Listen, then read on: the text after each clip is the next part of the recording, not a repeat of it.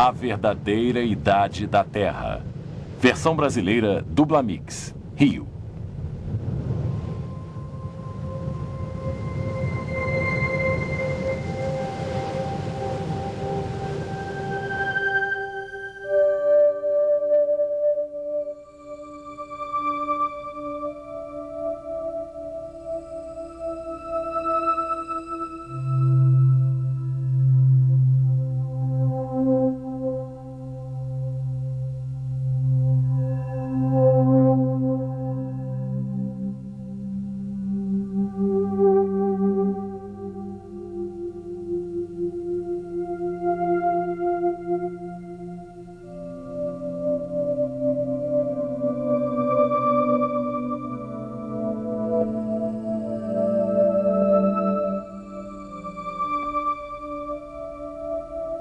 Durante décadas, os cientistas prosseguiram com a teoria evolucionista das origens.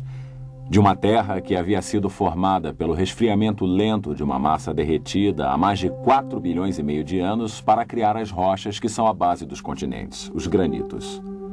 Da vida que teve início espontaneamente em algum oceano primeiro e que se desenvolveu durante centenas de milhões de anos para chegar às muitas formas de vida que vemos na Terra hoje.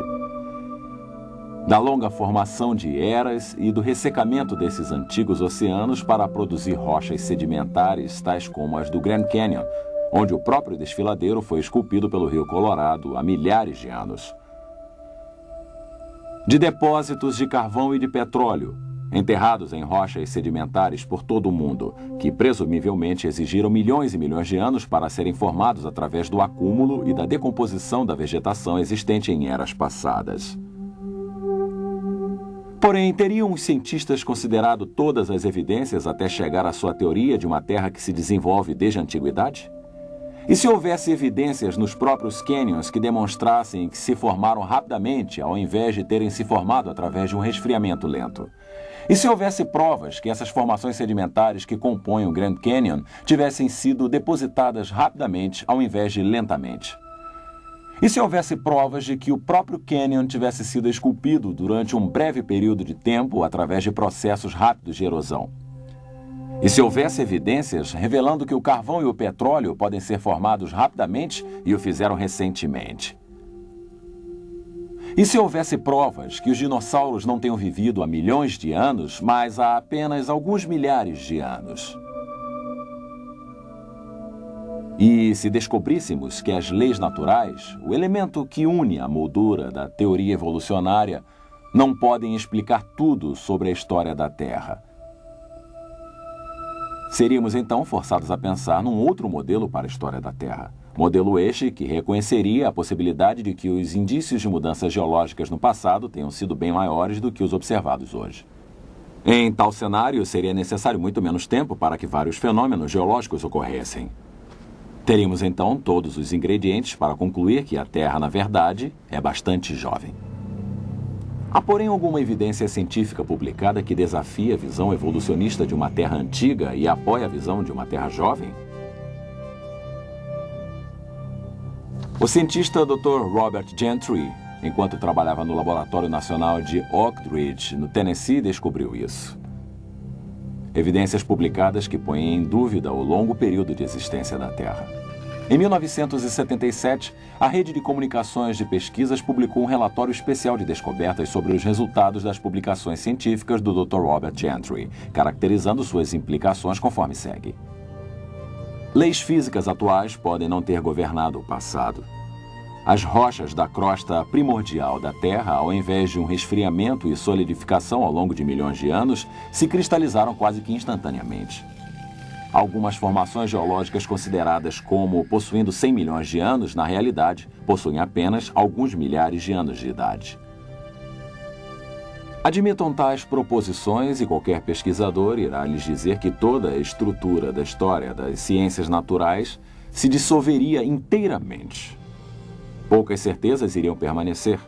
Porém, tais possibilidades e outras igualmente desafiadoras foram sugeridas numa série surpreendente de trabalhos publicados ao longo dos últimos anos em jornais científicos renomados, no Nature, Science e no Anual de Ciência Nuclear, dentre outros. Da Rede de Comunicações de Pesquisas, Relatório de Descobertas 1977. Parte do trabalho referido pelo Dr. Robert Gentry nessa citação foi feito com madeira carbonizada de um local conhecido como o Platô do Colorado. Uma ampla região geográfica que abrange partes do Colorado, do Utah, do Arizona e do Novo México. Utilizando o microscópio e equipamentos de laboratório mais avançados, ele analisou os espécimes de madeira carbonizada relativamente a vários tipos de radioatividade. Seus resultados nos ajudam a entender quanto tempo o carvão leva para se formar, a idade do carvão e a idade da própria Terra.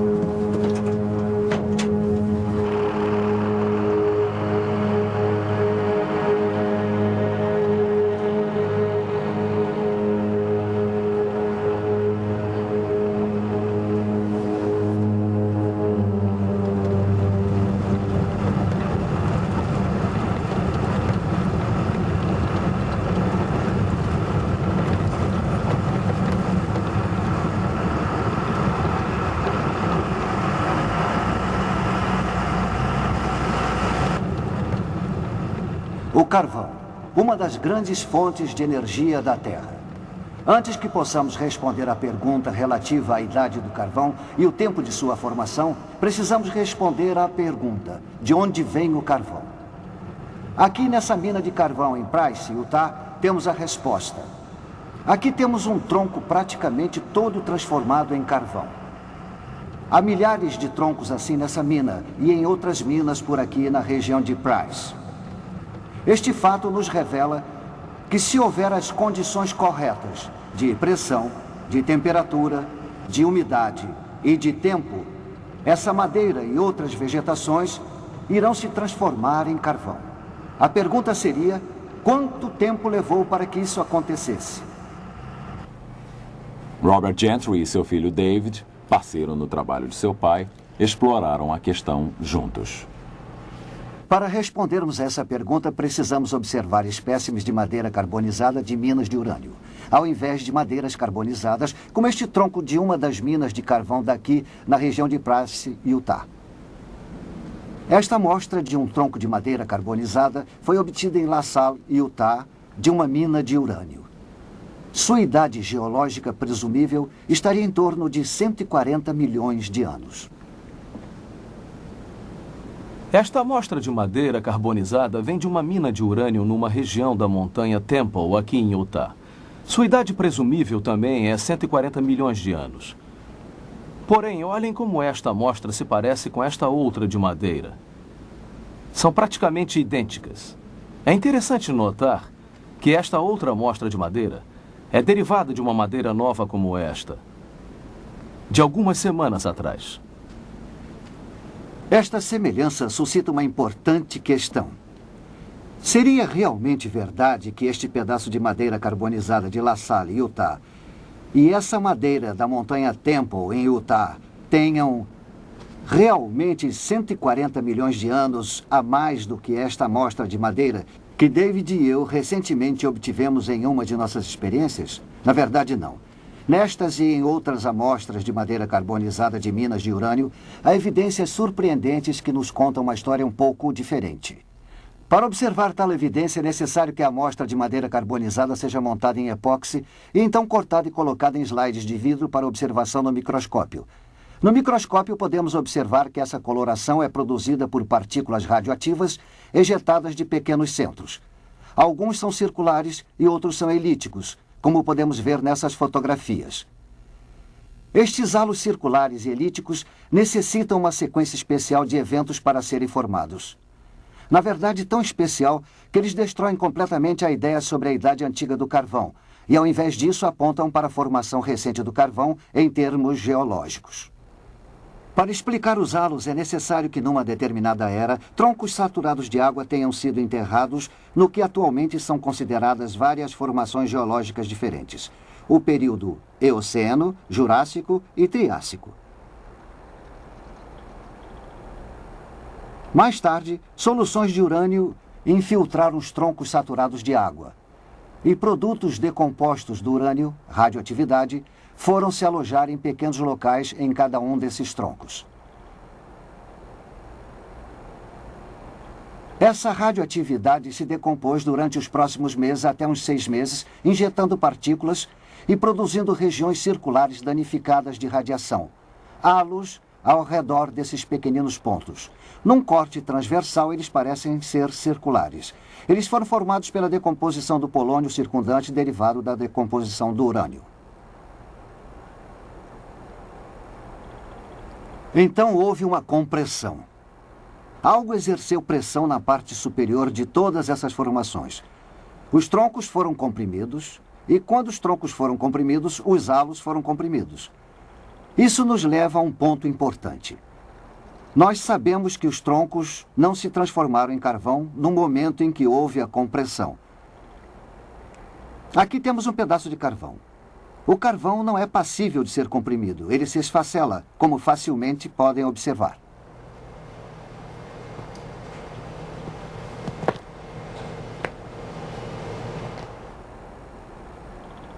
Toda a informação que vimos até agora indicaria que tais eventos foram simultâneos em todas essas formações geológicas.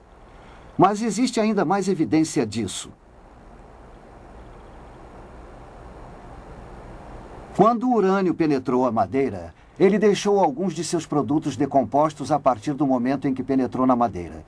Eu medi tanto a quantidade de urânio nesses troncos carbonizados e também a quantidade de chumbo, o produto decomposto. Assumindo que a decomposição de urânio para o chumbo tenha sido uniforme, uma suposição que iremos discutir mais tarde, chegamos à conclusão de que todos os troncos foram enterrados juntos recentemente. Mas quão recentemente? Em 1976, eu publiquei meus resultados dos estudos realizados com esses troncos no exemplar de 15 de outubro de 1976 da Science. Eis aqui o que escrevi nesse relatório. Tais valores extraordinários relativos à proporção de chumbo-urânio admitem a possibilidade de que ambas, a infiltração inicial de urânio e a carbonização, possam possivelmente ter ocorrido ao longo dos últimos milhares de anos. Em outras palavras, eu estava sugerindo que o carvão pode ser formado de maneira bastante rápida em termos geológicos, o que contradizia o pensamento convencional acerca da formação do carvão. Qual foi a reação da comunidade científica a esses novos dados? Eu recebi uma carta do professor Rafael Kasman, da Universidade Estadual de Louisiana, alguns meses após, datada de 27 de janeiro de 1997.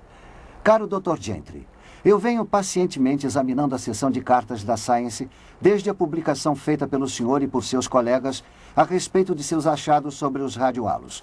O silêncio é surpreendente. Eu acho que pode ser interpretado como um silêncio de estupefação. Seus resultados não apenas irão perturbar enormemente o engenheiro, porém seu impacto sobre a ciência da geologia, possivelmente modificando as visões aceitas relativas à duração das eras geológicas, será sentido durante muitos anos. Sinceramente, Rafael G. Kasman. Logo após, o professor Kasman organizou um simpósio. Ele se intitulava Já Era Tempo, 4 bilhões e meio de anos? Teria a Terra mesmo 4 bilhões e meio de anos? Quando os resultados do simpósio foram relatados e publicados no exemplar de setembro de 1978 do GeoTimes, eis aqui o que ele dizia. Apesar dos depósitos de onde a madeira carbonizada tenha sido obtida sejam considerados como sendo pelo menos da era Cretácea e possivelmente das eras Jurássicas e Triássicas, a proporção entre o urânio 238 e o chumbo 206 deveriam ser baixas.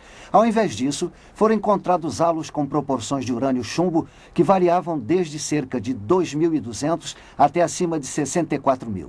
Se as proporções de isótopos forem usadas como base para o estabelecimento da idade geológica, então as idades atualmente aceitas podem estar elevadas a um fator de 10.000, admitindo a possibilidade de que as idades da formação devam ser medidas em milênios. Traduzindo, isso significa vários milhares de anos para a formação do carvão e todas as formações geológicas. Tal afirmação permaneceu intacta e não foi refutada pela literatura científica desde sua publicação em 1976. E podemos, portanto, tirar mais conclusões a respeito dos dados.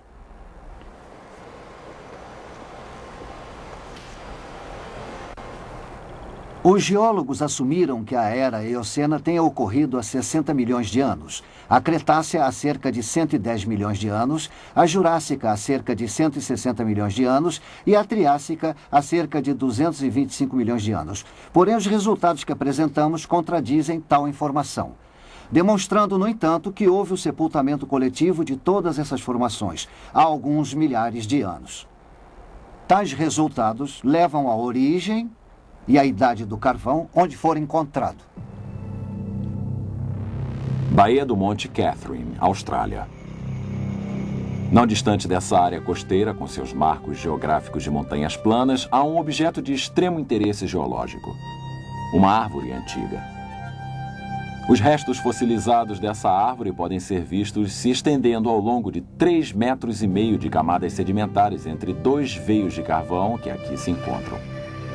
Há anos, quando uma companhia de mineração escavou as camadas revelando a árvore, o fundo da árvore poderia ser visto estendendo-se para baixo, para a parte inferior da bacia. Desde essa época, a parte inferior da árvore se partiu e até agora a árvore, apesar de seu tamanho reduzido, se estende através de camadas que os geólogos normalmente consideram como tendo levado centenas de milhares de anos para se acumular. Porém, tais camadas não poderiam ter demorado um tempo tão longo para se acumular, porque a árvore teria apodrecido antes que os sedimentos tivessem tempo para se acumular ao seu redor. E então, esta árvore é o testemunho mudo para seu catastrófico sepultamento de pelo menos 2 sequências de depósito de cinzas vulcânicas. Como indicam as evidências, a árvore provavelmente foi enterrada numa série de erupções vulcânicas ocorridas em sequência num curto espaço de tempo. Talvez similar ao sepultamento catastrófico de milhares de árvores no Monte Santa Helena, no estado de Washington. Porém, se o carvão se formou rapidamente, esperamos encontrar locais onde os geólogos encontraram grandes dificuldades para explicar sua origem através do lento acúmulo da vegetação. Então vamos observar de perto as evidências para a formação do carvão conforme ocorre nessa espetacular bacia hidrográfica do rio Powder em Wyoming e Montana. A mina aberta de carvão Amax Eagle Beauty, perto de Gilead, Wyoming, expõe as vastas reservas de carvão que se tornam visíveis através do método de minas com faixas abertas utilizado aqui.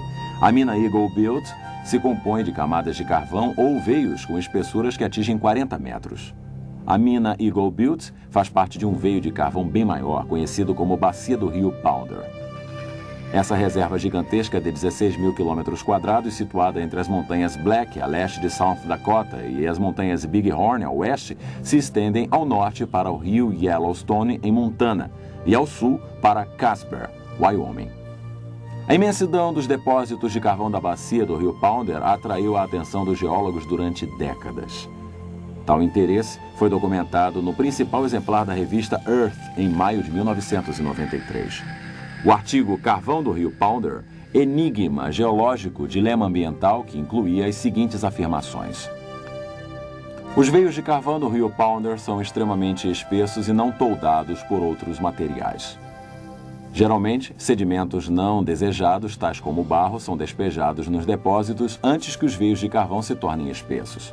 Porém, o carvão do Rio Powder se acumula em imensas faixas, algumas com mais de 65 metros de espessura.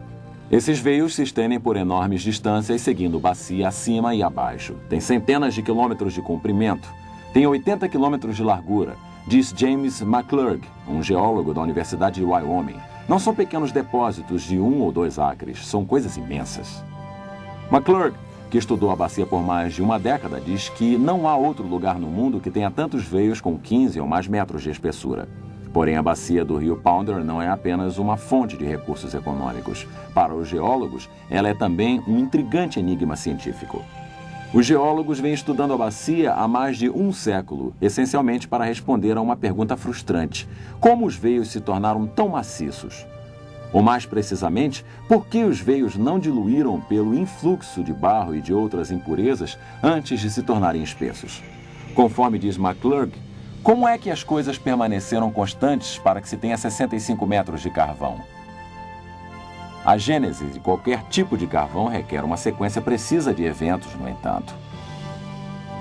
Se não houver todos eles, não se obtém o carvão, explica McClurg. E para obtermos veios com mais de 65 metros de espessura, com baixa impureza e com pouco enxofre, é um feito surpreendente. Ele acrescenta: seria como se colocássemos uma venda, rodopiássemos e atingíssemos o centro de um alvo 100 vezes seguidas. Então, se o carvão não se formou lentamente, há alguma experiência de laboratório que demonstre que ele pode se formar rapidamente? Nesta demonstração, Robert e David Gentry começam a responder essa pergunta. Anteriormente, pegamos e colocamos um pedaço de madeira como este num tubo de aço. Adicionamos água.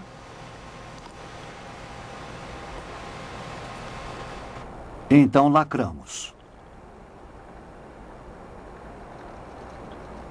O próximo passo é colocá-lo no forno a uma temperatura de 165 graus centígrados por 2 semanas. E agora estamos prontos para examinar os resultados dessa experiência.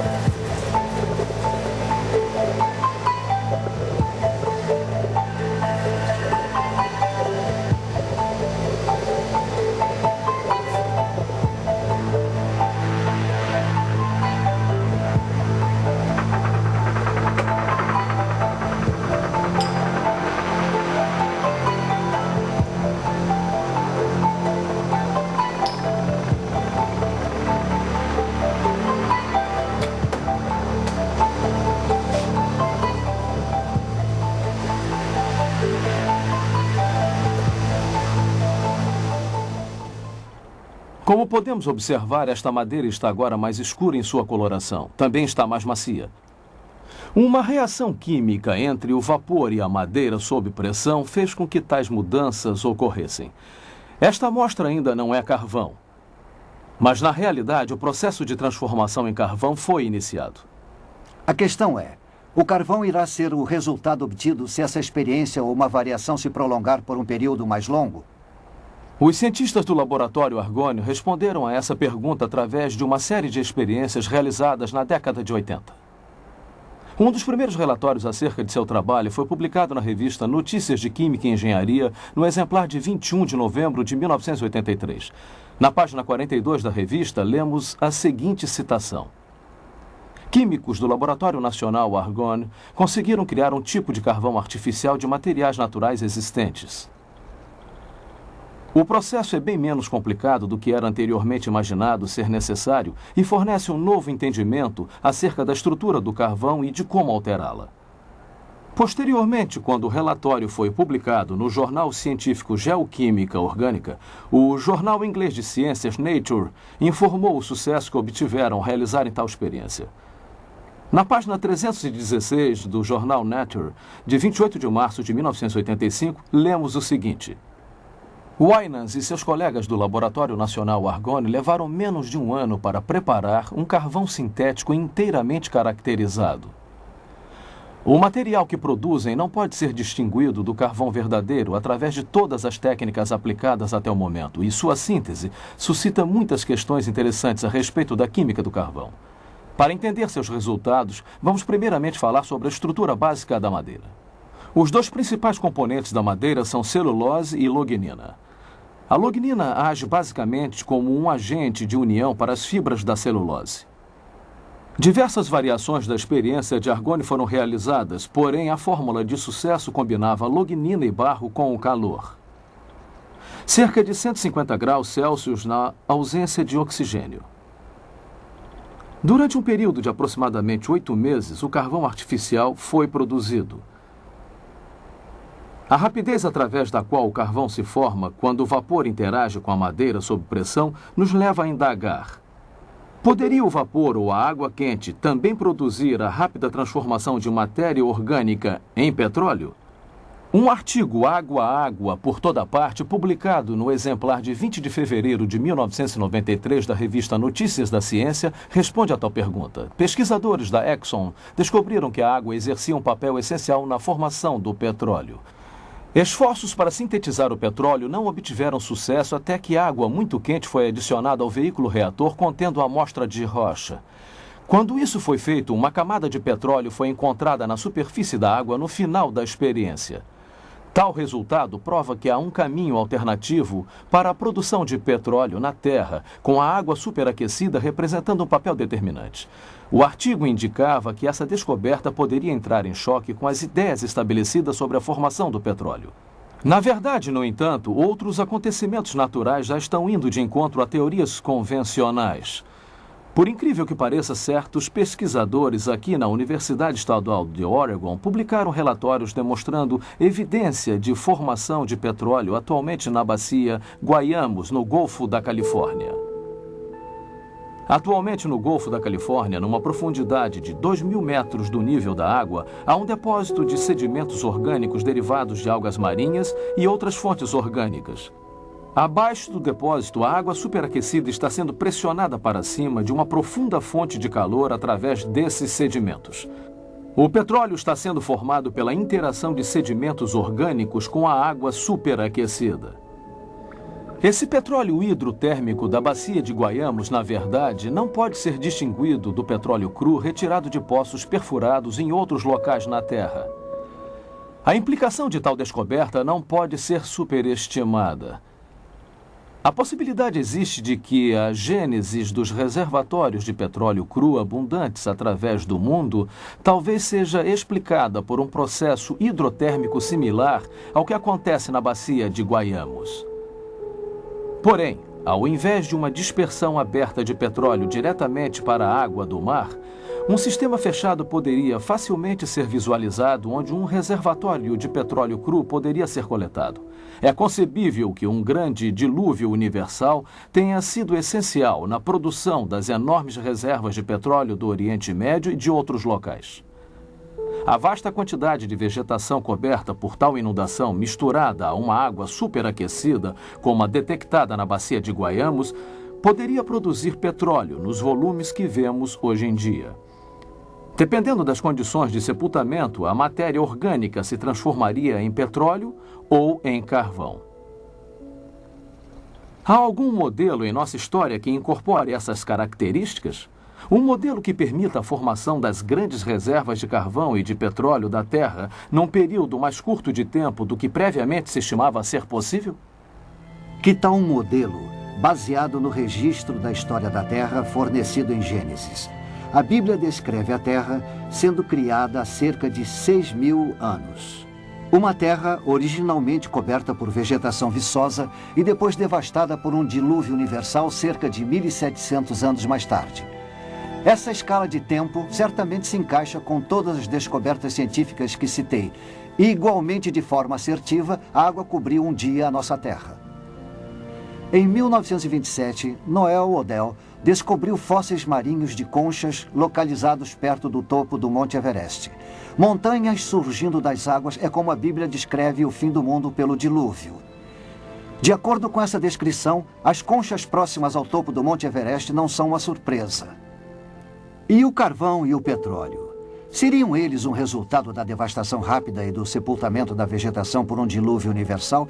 Se for, que dilúvio universal poderia ter causado este sepultamento tão rápido? A Bíblia fala de fontes das profundezas vindo à tona e menciona erupções vulcânicas e de bacias oceânicas pré-diluvianas. Isso é significativo, porque pesquisadores do oceano recentemente encontraram uma área no soalho do Oceano Pacífico com uma concentração de mais de 1000 vulcões. O tamanho dessa área é aproximadamente o mesmo do estado de Washington. Pesquisas adicionais do soalho marinho podem fundamentar ainda mais tais descobertas. A probabilidade de uma maciça atividade vulcânica durante o dilúvio bíblico nos leva a pensar numa das mais famosas erupções vulcânicas dos tempos modernos. No dia 18 de maio de 1980, um gigantesco desabamento de terra na face norte do Monte Santa Helena, no estado de Washington, foi acompanhado de uma explosão equivalente a 20 milhões de toneladas de TNT.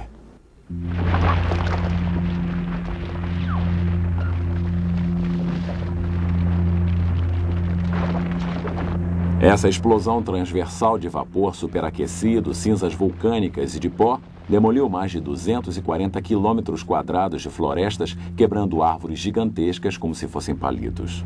Os escombros do deslizamento de terra mergulharam no Lago Spirit, criando um colossal canal que cobriu a parte lateral da montanha a mais de 270 metros acima de seu nível antes da erupção. Uma espessura de 100 metros de novos sedimentos foram jogados no lago, fazendo com que seu nível de superfície ficasse 80 metros mais alto do que antes da erupção. Um número maciço de árvores arrancadas pela explosão foram levadas para o Lago Spirit através do gigantesco canal. A força catastrófica da água acumulando-se e levando consigo enormes quantidades de vegetação pode ser vista aqui. Os troncos que flutuam no Lago Spirit representam apenas a metade de seu volume original, porque a outra metade submergiu para o fundo. Se o Monte Santa Helena tivesse entrado em erupção debaixo d'água, enormes ondas, centenas de vezes maiores do que o canal do Lago Spirit, teriam feito com que o material da erupção fosse levado por grande parte da Terra antes de se acomodar. Se milhares desses vulcões estivessem ativos, podemos começar a imaginar o efeito destrutivo que um dilúvio universal poderia causar na topografia da superfície da Terra. Isso nos leva a perguntar: poderia um dilúvio universal, conforme o descrito na Bíblia, ser capaz de explicar outros fenômenos geológicos, tais como o Grand Canyon? Alguns geólogos de bom grado acreditariam que os depósitos sedimentares foram assentados há milhões de anos. Mas o que querem que acreditemos não é absolutamente verdade. Acontece que a geologia do Grand Canyon se adapta a um modelo baseado na ocorrência de um grande dilúvio universal. Numa tentativa de se saber de onde vieram as águas do dilúvio, para onde foram depois do dilúvio e que acontecimentos geológicos ocorreram durante o dilúvio, procuramos Dr. Walter Brown, ex-chefe de estudos científicos e tecnológicos na Universidade de Guerra Aérea e um professor assistente da Academia da Força Aérea dos Estados Unidos.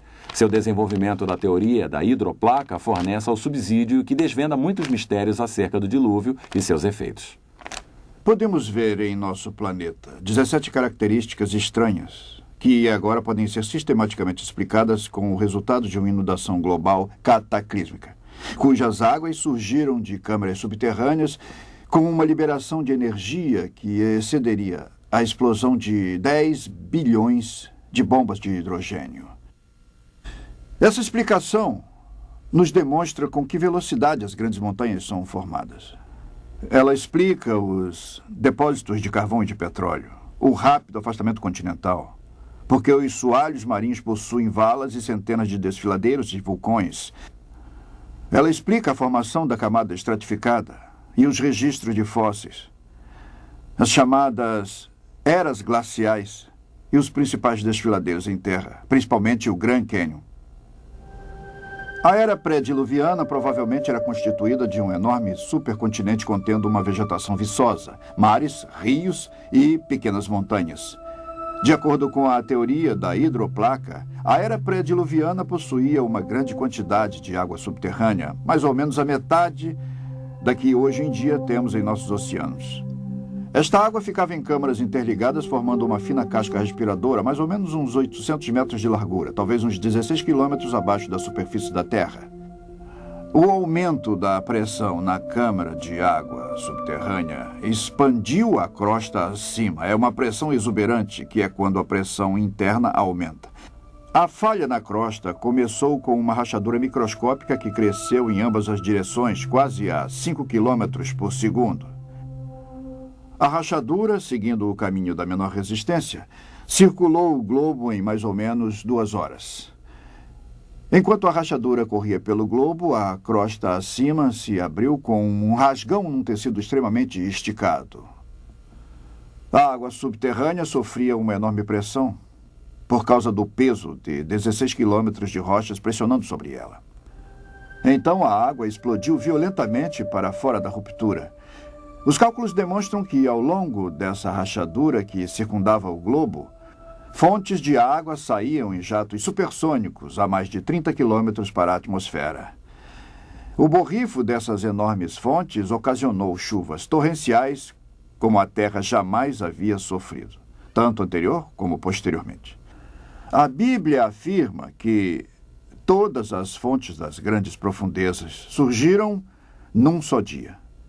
E ela descreve tais acontecimentos há cerca de 4.500 anos atrás. O que agora podemos reunir cientificamente numa ordem de causa e efeito com a teoria da hidroplaca.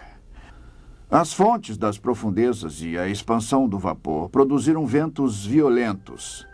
Parte da água saindo em jatos acima da gélida estratosfera congelou, e cristais de gelo causaram enormes tempestades de neve, enterrando, sufocando e instantaneamente congelando vários animais.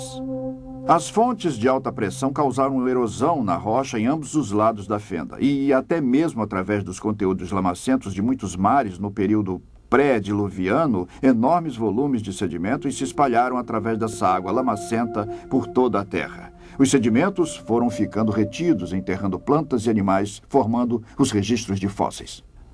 A vegetação levada pela inundação seguiu para regiões onde se acumulou e se decompôs em carvão e em petróleo através de processos que podemos repetir hoje em laboratório. Experiências demonstram que, à medida que a erosão alargava a fenda, sua largura se tornou tão grande que as rochas, pressionadas embaixo da câmara subterrânea, se ergueram, dando origem à cordilheira oceânica que se estende ao longo da Terra como a costura de uma bola de beisebol. As placas continentais, as hidroplacas, ainda com água lubrificante abaixo delas, escorregaram para baixo, afastando-se da cordilheira atlântica que surgia. Depois que as maciças placas continentais lentamente desaceleradas atingiam velocidade de cerca de 60 km por hora. Chegaram até locais de resistência, se comprimiram e se enrugaram, e se tornaram mais espessas e se curvaram. As partes das hidroplacas que se curvaram para cima formaram montes. As que se curvaram para baixo formaram valas oceânicas. E é por isso que essas características são geralmente paralelas às cordilheiras oceânicas de onde deslizaram. As hidroplacas, ao deslizarem, afastando-se das cordilheiras oceânicas, abriram profundas bacias oceânicas, para onde as águas inundadas se represaram. Toda a bacia continental reteve naturalmente a água, formando vários lagos. Cada lago, formado por chuvas ou por águas drenadas de elevações maiores, derramou sobre sua margem na parte mais baixa de sua margem, ocasionando a erosão de um pequeno entalhe na margem, permitindo que mais água fluísse pelo entalhe com maior rapidez, fazendo os depósitos sedimentares ficarem mais profundos. Esse processo acelerou e fez com que toda a água do lago fosse jogada num deslizamento muito profundo, formando um desfiladeiro. O maior deles foi o Grand Canyon. A nordeste do Grand Canyon havia um enorme lago que eu identifiquei pelo nome de Grand Lake. Seu despejo liberou mais água do que todos os 5 grandes lagos reunidos. O Grand Lake derramou sobre a sua margem causando erosão em sua represa, 30 quilômetros a sul de Page, Arizona, catastroficamente formando o Grand Canyon num período de poucas semanas. O assentamento acelerado de depósitos de inundação através da ação da maré significa que houve pouco tempo para que a erosão ocorresse entre camadas sucessivas. Na escala de tempo longo, defendida pela teoria evolutiva, deveria haver considerável evidência encontrada relativamente à erosão e ao preenchimento através de formações geológicas sucessivas durante os eventos atmosféricos ocorridos ao longo de milhões de anos. As camadas geológicas do Grand Canyon são notáveis por demonstrar pouca ou nenhuma evidência de erosão entre as diferentes camadas. Ao invés disso, vemos formação de camadas do tipo panqueca, o que é bastante consistente com o rápido depósito vislumbrado pelo modelo do dilúvio. A erosão não ocorreu até que todas as camadas houvessem sido depositadas. Mas com que velocidade poderia o próprio desfiladeiro ter sofrido uma erosão? Assentamentos recentemente depositados mostram que ainda não endureceram totalmente a rocha, o que permite supor que a erosão do desfiladeiro possa ter ocorrido de maneira bem mais fácil do que se tivesse endurecido a rocha, como a teoria evolutiva presumiu. No entanto, sob as condições certas, a água pode abrir seu caminho através das rochas mais duras, tais como os granitos no fundo do Grand Canyon. Tais condições envolvem a cavitação. Cavitação é o processo de pulverização da rocha associado com fluxo de águas maior do que 30 metros por segundo. À medida que a água flui através das formações irregulares até o canal do leito rochoso, bolhas de vácuo são produzidas, provocando golpes na superfície do leito rochoso, literalmente convertendo as rochas em pó. Um exemplo moderno da rápida erosão do leito rochoso através da cavitação nos vem da represa Glen Canyon, no Rio Colorado, pouco acima do Grand Canyon. O excesso de neve vindo da alta região da parte superior da bacia do Colorado no final da primavera de 1983 ocasionou um vazamento excessivo que despejou águas no Lago Powell, a velocidade de até 50 mil metros cúbicos por segundo. Esse despejo acelerado ameaçou inundar a represa Glen Canyon. Para controlar esse acúmulo de despejo de água, a hidroelétrica funcionou a toda capacidade, liberando 9 mil metros cúbicos de água por segundo através de suas turbinas. E então os escoadouros foram abertos para liberar mais 5 mil metros cúbicos por segundo. Isso ainda não foi o suficiente. A situação de emergência exigiu que os engenheiros arriscassem os danos causados pela utilização do túnel de escoamento e, em 15 de junho, o túnel de escoamento de 13 mil metros de diâmetro foi aberto para fazer escoar mais 4 mil metros cúbicos de água por segundo, o que foi então elevado para 6 mil metros cúbicos por segundo. Então, no dia 28 de junho, o fluxo foi aumentado para 10 mil metros cúbicos por segundo. A essa altura, a água que saía pelo túnel se tornou mais violenta e vibrações notórias no solo, como terremotos, foram sentidos pelos engenheiros. Grandes blocos de concreto e pedras do rio foram arremessados pelo túnel de 13 metros de diâmetro. Após o fechamento do túnel de escoamento, a equipe de pesquisa descobriu extensos danos causados por cavitação. A forração de reforço do túnel, feita com concreto com 1 metro de espessura, fora penetrada formando enormes valas. Numa junção onde o túnel jorra para fora, um buraco com 10 metros de profundidade, 50 metros de extensão e 13 metros de largura foi feito na forração, chegando até o leito composto de areia vermelha e de pedras. Para encher tal buraco, foram necessários 20 mil metros cúbicos de concreto. O processo de reparo do enorme buraco demonstra a vasta extensão dos danos. A velocidade da erosão no tubo de escoamento da represa de Glen Canyon ocorreu com grande rapidez durante o período em que a água de cor avermelhada apareceu e vibrações do solo foram ocasionadas. É possível que a cavitação estivesse pulverizando concreto, aço e areia proveniente de pedras a velocidade de 330 metros cúbicos por segundo durante o período de pico da erosão. Os efeitos destruidores da cavitação na represa de Glen Canyon nos demonstra que o Grand Canyon pode ter sofrido uma erosão bastante rápida através da liberação súbita de um enorme volume d'água acima do desfiladeiro. Mas de onde teria vindo a água e o que ocasionou sua liberação repentina? Os estudos do Dr. Brown sobre o Grand Canyon fornecem uma das melhores respostas. A maioria das pessoas aprende que o poderoso Rio Colorado esculpiu o Grand Canyon há milhões de anos. Porém, se as pessoas pudessem estudar o Grand Canyon de um avião, elas poderiam ver sua imensidão e o quão pequeno aquele rio realmente é em relação ao próprio Canyon. Não existe rio na Terra que possa esculpir esse enorme buraco no solo, mesmo que ao longo de bilhões de anos. Se o Rio Colorado esculpiu o Grand Canyon, a primeira pergunta que devemos fazer seria: onde os sedimentos que sofreram erosão terminaram? Deveria haver um delta de rio muito grande no final do Rio Colorado. Não existe. Além do mais, os geólogos não conseguem localizar nenhum delta de rio perto dessa região do mundo. Então, precisamos nos perguntar onde foram parar os sedimentos. Em vários locais dessa plataforma, que está diante do Grand Canyon, há pequenas montanhas ou picos. Suas camadas nos revelam uma história fascinante. As camadas se alinham umas com as outras, então, obviamente, elas um dia estiveram ligadas. Algo deve ter surgido e retirado uma camada de vários metros de espessura de um material menos rígido, que estava onde estamos agora. Então temos que explicar onde foram parar não só os detritos do interior, o vasto desfiladeiro de 320 quilômetros, porém também onde foram parar os milhares de metros de sedimentos que um dia estiveram acima de onde estamos agora e se espalharam por dezenas de milhares de quilômetros quadrados. Esta formação em especial, chamada de Red Butte, não apenas possui algumas dessas camadas horizontais, mas existe outra revelação em seu topo. A camada superior é de derramamento de lava, e a lava só derrama morro abaixo. Portanto, a um determinado momento, a terra que circundava a parte do topo desse pico deve ter sido ainda mais alta. Então, novamente, onde foram parar os sedimentos? O Grand Lake inundou e causou erosão catastrófica em sua represa, formando o Grand Canyon a sudoeste, num período de poucas semanas. Um outro grande lago pós-dilúvio que os geólogos reconhecem como tendo existido perto daqui seria o Hope Lake. À medida que o Grand Lake catastroficamente transbordou, eu acredito que tenha causado erosão na margem oeste do lago Hope, fazendo com que ele também transbordasse. Onde foi parar todo o sedimento? Foi levado para a região sul do Arizona, parte da Califórnia e Nevada rapidamente. As evidências que apoiam o dilúvio mundial descrito pela Bíblia há cerca de 4.300 anos estão aumentando.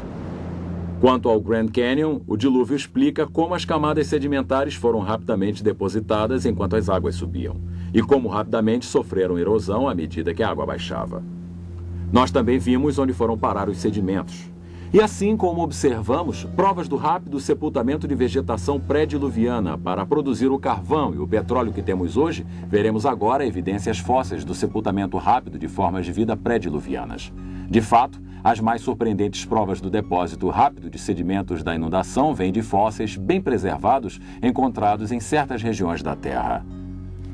Talvez as melhores provas fósseis do sepultamento rápido de plantas e da vida marinha esteja no sudoeste do Wyoming, no Monumento Nacional Fossil Butte. Durante os últimos 100 anos, cientistas e colecionadores particulares coletaram milhares de fósseis totalmente conservados para a ciência no interior do monumento. Aqui mesmo em Fossil Butte, existe uma surpreendente coleção diversificada de fósseis de tartarugas, folhas de palmeiras, crocodilos, folhas, insetos, galhos com frutos ainda intactos. Existem até fósseis de arraias, cujo esqueleto e cartilagens sabemos que se desintegram rapidamente, provando que todas essas formas de vida foram enterradas de maneira realmente rápida. Mas isso não é tudo. Talvez a mais espetacular evidência do sepultamento rápido de todos os fósseis dentro do monumento sejam os bilhões de mais de 20 espécies de peixes. Esta rocha de lava que está no centro de visitantes do monumento, que mede cerca de 3 metros por 1,5 metros, demonstra de maneira vívida alguns exemplares de tal número. De maneira espantosa, muitos dos peixes não apenas retiveram todo o seu esqueleto, porém seus dentes, suas delicadas escamas e a pele também. O vasto número de fósseis em Fossil Butte apresenta para os geólogos evidências para a solução de vários mistérios. Com 2 títulos, Condições Ideais para a Criação de Fósseis e Mistérios Não Solucionados, o catálogo do Serviço Nacional de Parques sobre Fossil Butte revela as contradições que resultam quando utilizamos uma escala de tempo de antiguidade para explicar o sepultamento rápido. De um lado, especula sobre a existência de um lago onde muitos animais e plantas provavelmente tenham morrido de morte natural. Por outro lado, as evidências nos forçam a concluir que, em diversas ocasiões, um enorme número de peixes foi morto repentinamente. A publicação equaciona essas diversas ocasiões de sepultamento rápido pela precipitação de carbonato de cálcio. a camada primária de rochas que envolve os fósseis ano após ano durante centenas de milhares de anos.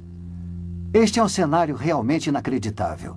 Que essa enorme quantidade de peixes tenha se reproduzido num curto período de tempo para ser varrido por uma catástrofe subsequente, aproximadamente um ano depois, e que isso tenha se repetido por centenas de milhares de vezes. Os paleontólogos deveriam ter notado há muito tempo a falácia de tal cenário. Pelo menos se não houvesse outro motivo, observando a bela folha de palmeira totalmente preservada, porque simplesmente as palmeiras não crescem na água e suas folhas não são arrancadas por brisas. Somente uma catástrofe de enormes proporções pode ser responsável pelos fósseis totalmente preservados de Fossil Butte. As rochas que lá existem são como a maioria das rochas do Grand Canyon, primariamente compostas de carbonato de cálcio. Todas tiveram uma origem comum: a erupção de gases vulcânicos com lodo sendo arremessado da bacia dos oceanos pré-diluvianos.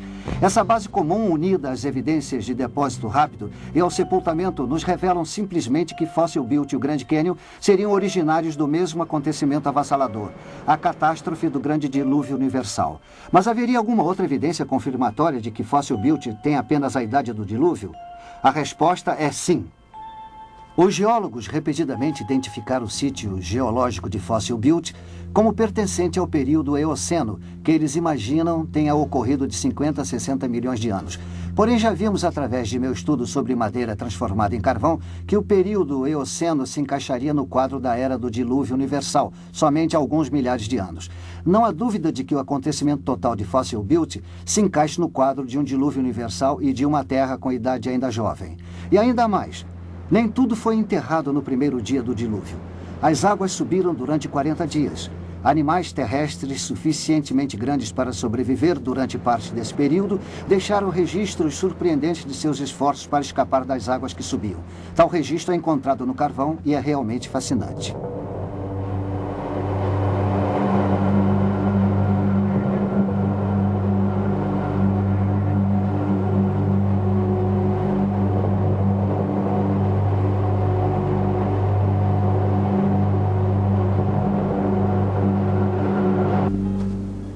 Pegadas de dinossauros no carvão? Impressionante, extraordinário.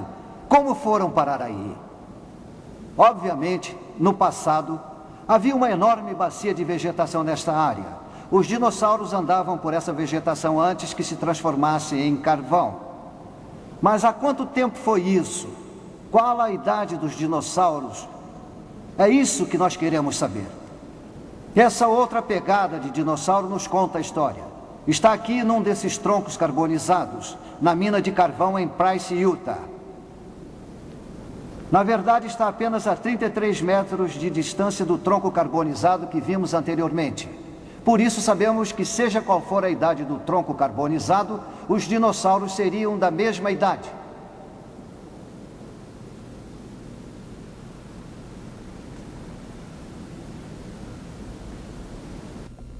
Na mina de carvão, nós vimos duas pegadas de dinossauros.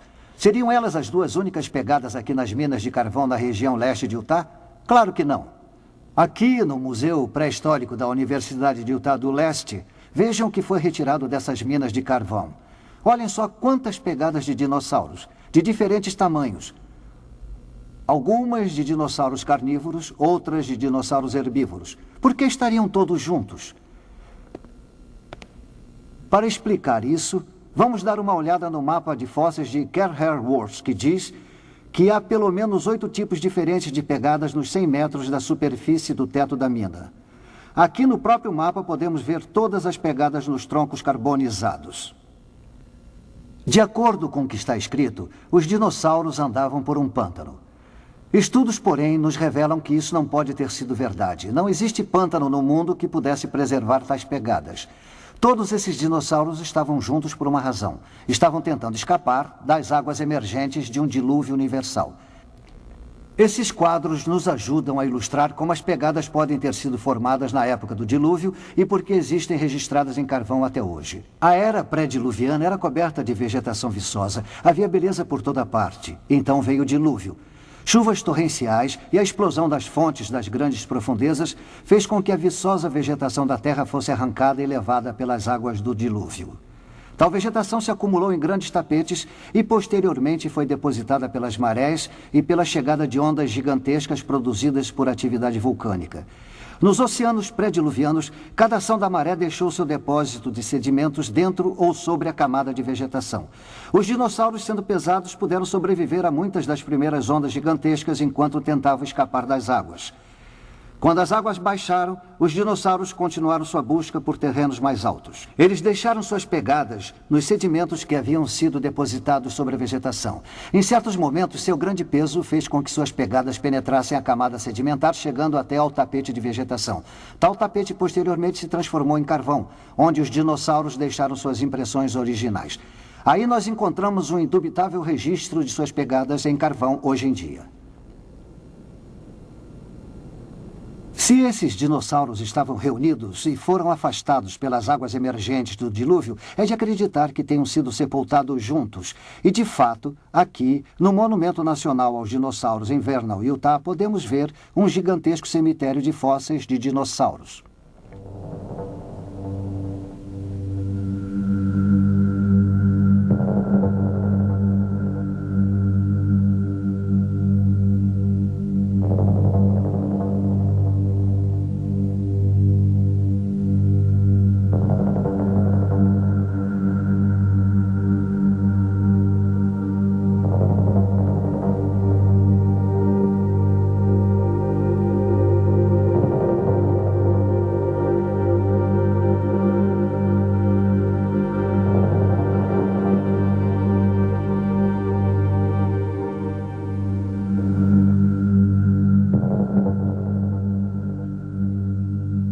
Vamos tirar algumas conclusões acerca da idade dos dinossauros e da idade dos peixes encontrados no Monumento Nacional de Fossil Butte. Aqui no Monumento Nacional aos Dinossauros, há uma placa que diz que esses ossos de dinossauros têm a idade de 145 milhões de anos, a chamada Era Jurássica. Porém, sabemos que isso não pode ser absolutamente verdade. Vocês lembram de nossos resultados a respeito da madeira carbonizada? Ali nós encontramos o desmoronamento das eras geológicas. A Era Eocena, a Cretácea, a Jurássica e a Triássica. Nós descobrimos que todas elas estariam reunidas há apenas milhares de anos. Os fósseis de peixes no período Eoceno, os dinossauros nos períodos Cretáceo, Jurássico e Triássico. Tudo isso é descartado para ter acontecido há apenas alguns mil anos, durante a época do dilúvio universal. Essa evidência coloca em dúvida toda a teoria evolucionista acerca da origem e do desenvolvimento da vida. Mas alguém pode perguntar, a ciência não provou que os dinossauros viveram há centenas de milhões de anos? É exatamente o contrário, segundo as novas evidências descritas pelo Dr. Andrew Snelling, da Fundação Ciência Criacionista da Austrália. Este exemplar, de 19 de maio de 1995, do Jornal da Ciência, tem uma foto de uma abelha envolta em âmbar. Ela é similar ao espécime de abelha em âmbar dominicano que nós temos aqui.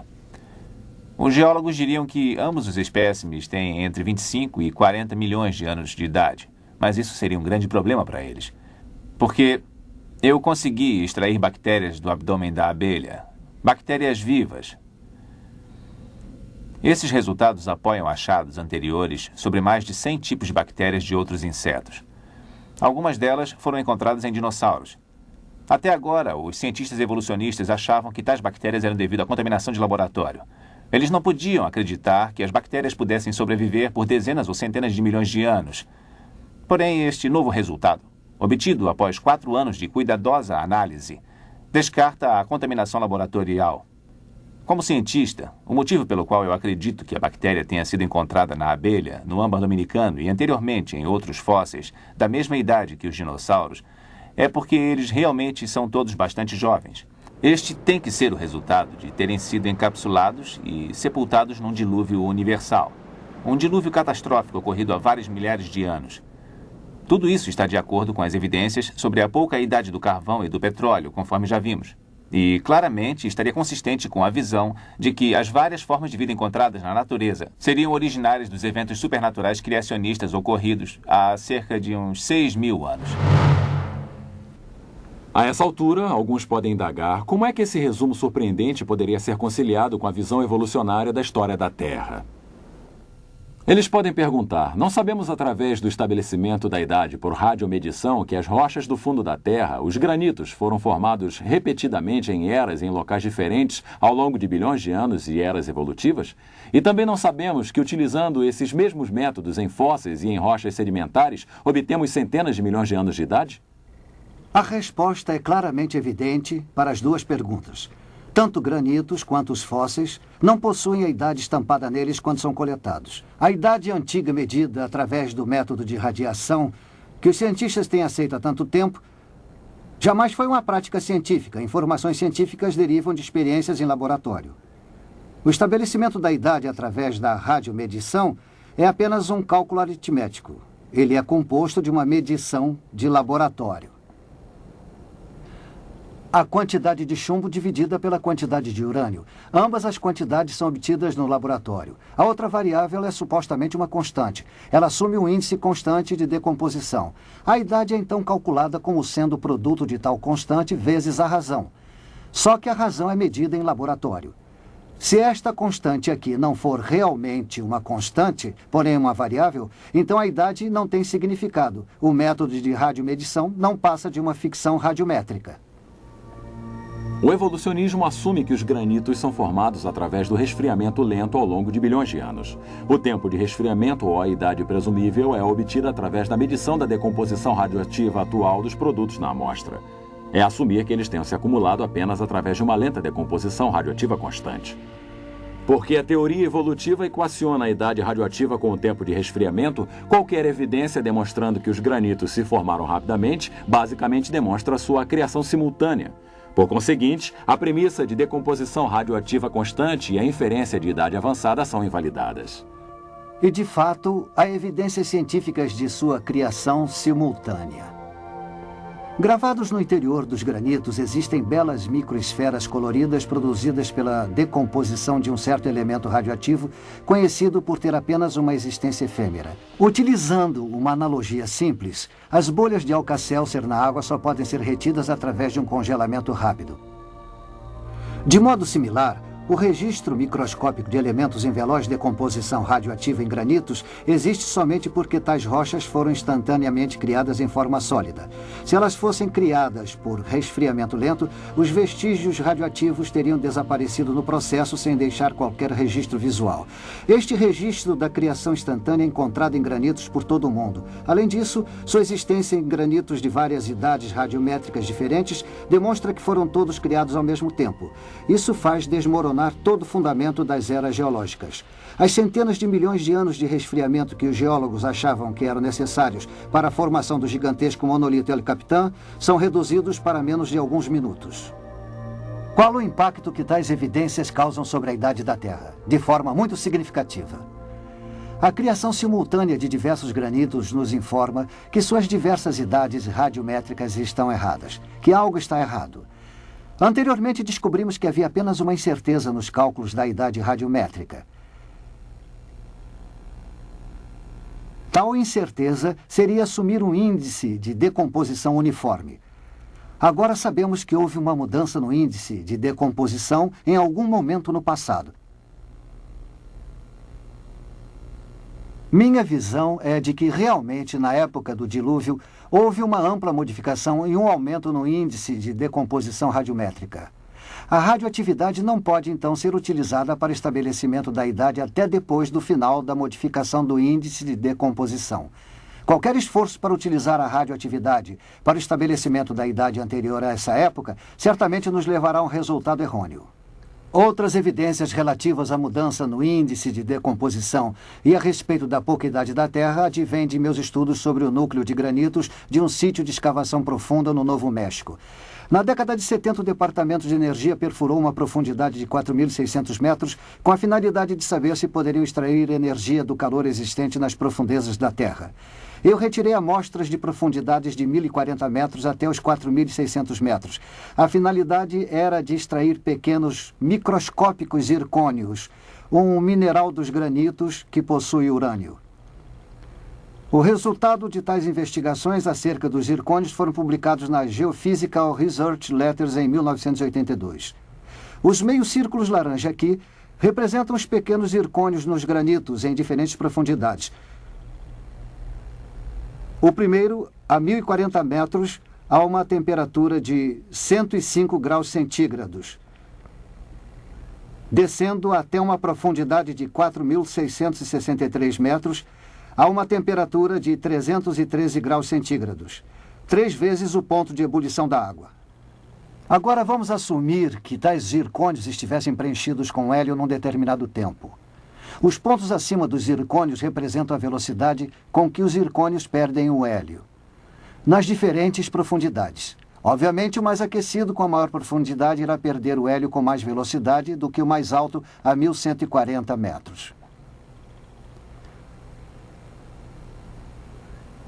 Após um período de tempo, esperaríamos que, de fato, o zircônio mais próximo da superfície, a 1.140 metros, ainda possuísse o maior volume de hélio em si. O outro, que se encontrava na maior profundidade, com a temperatura mais alta, teria agora a menor quantidade de hélio, bem pequena.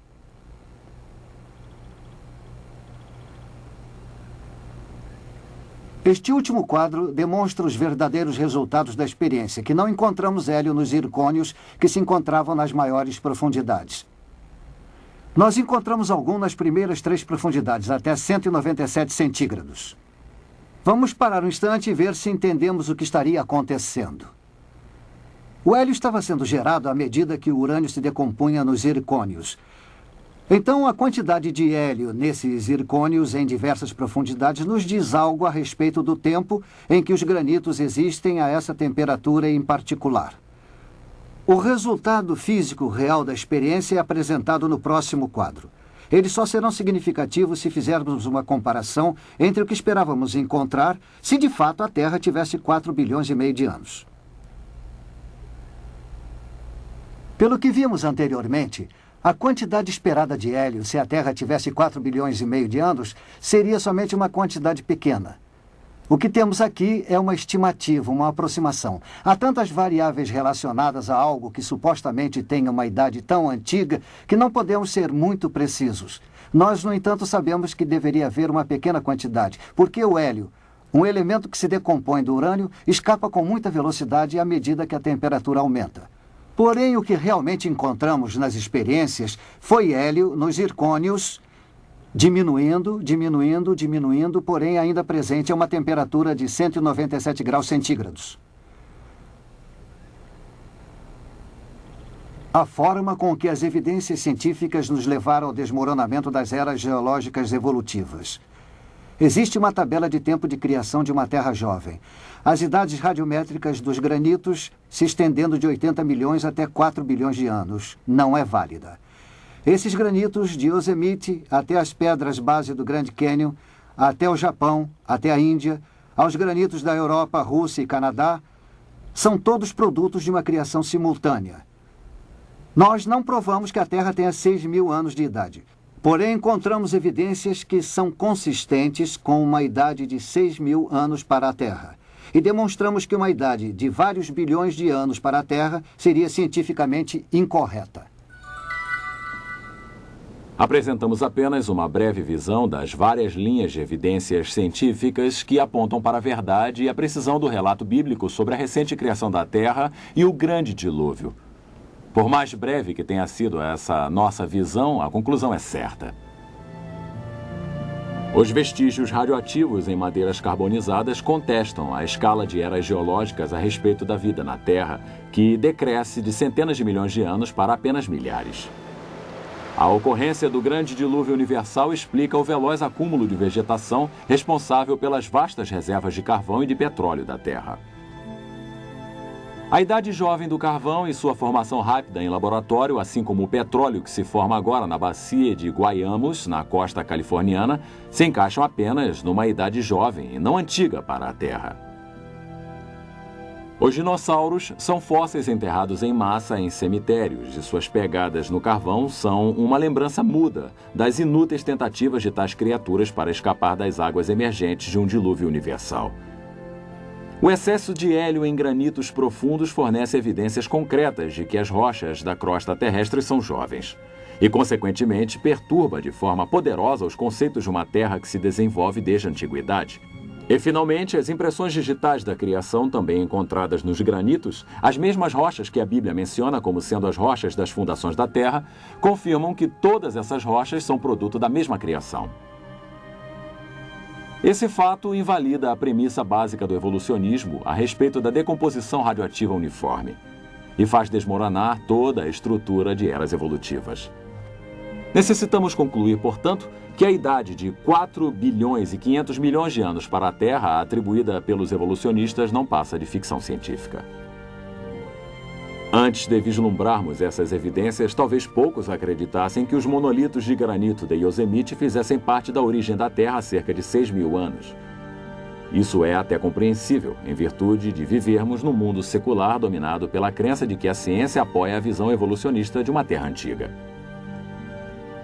Porém, agora que as provas a favor do criacionismo de uma Terra jovem expuseram o erro fundamental do evolucionismo, nos damos conta de que sempre houve uma ponte ligando a ciência com a criação bíblica.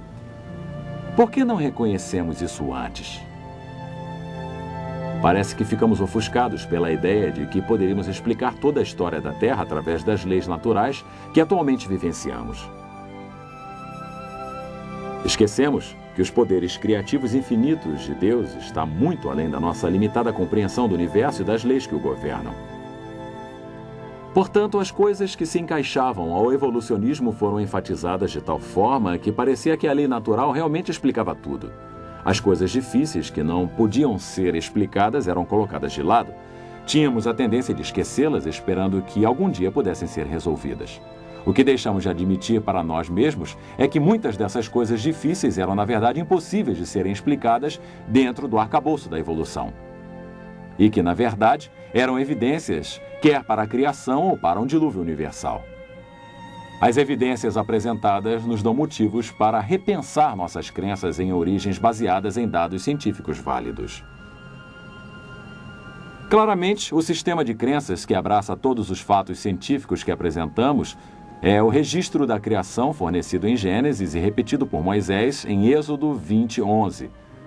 Porque em 6 dias fez o Senhor os céus e a terra, o mar e tudo o que neles há. E ao 7º dia descansou. Assista também o vídeo As Impressões Digitais da Criação, onde são apresentadas provas científicas de que a Terra foi criada em um curto período de tempo, refutando a teoria de que a Terra tenha sido formada ao longo de bilhões de anos através de eras evolutivas.